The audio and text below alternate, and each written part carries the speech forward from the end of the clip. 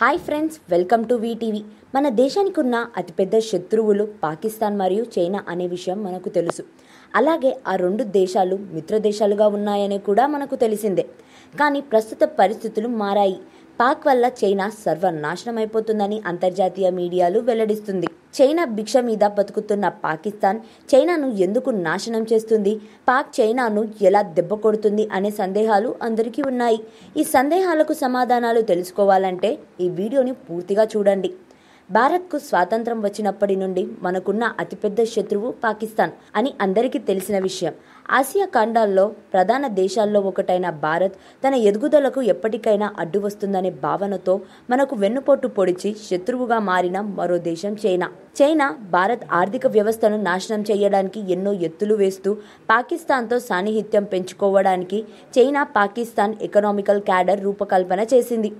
China తన భూభాగాల్ని పాకిస్తాన్లో బలూచిస్తాన్ ప్రావిన్స్లో గ్వాదర్ రిపోర్ట్ వరకు భారీ రోడ్డును నిర్మించింది. భారత్ అభ్యంతరాలను పరిగణనలోకి తీసుకోకుండా పాకిస్తాన్ ఆక్రమిత కాశ్మీర్ నుంచి కూడా భాగాన్ని వేసింది. గద్వార్ పోర్ట్ని అభివృద్ధి చేసి అక్కడి కార్యకలాపాలను ప్రారంభించింది. ఈ పని వల్ల చైనా ఆర్థికంగా ఎంతో లాభం పొందుతుందని అంచనా వేసింది. కానీ నిపుణులు చైనా చేసిన అతిపెద్ద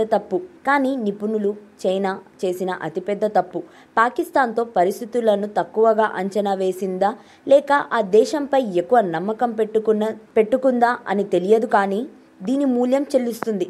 ప్రధానంగా పాకిస్తాన్ ఆర్థిక రాజకీయ వ్యవస్థ సైన్యంతోనే ఉంది.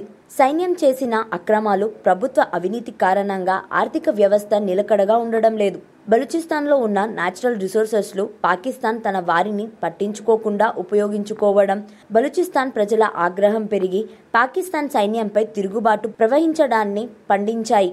గౌదర్ పోర్ట్ నిర్మాణం తర్వాత చైనా స్థానికులకు ఉపాధి కోల్పోవడం, చైనా పౌరులకు అక్కడ పని చేయడం మొదలైన కారణం బలూచిస్తాన్ ప్రజలు ప్రతిస్పందన తీవ్రత పెరిగింది. అంతేకాక అవినీతి కారణంగా గద్వార్ పోర్ట్ నుంచి వచ్చే నిధులు కూడా దొంగ లెక్కల కారణంగా కొట్టుకోబోతున్నాయి.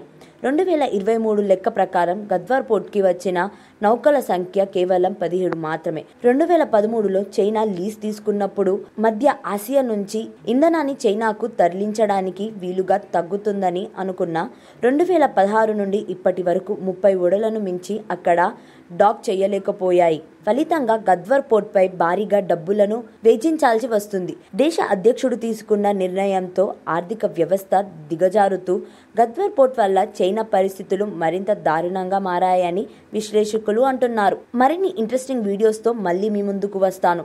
మా ఛానల్ని సబ్స్క్రైబ్ చేసి పక్కనున్న బెల్ సింబల్ని కూడా ప్రెస్ చేయండి.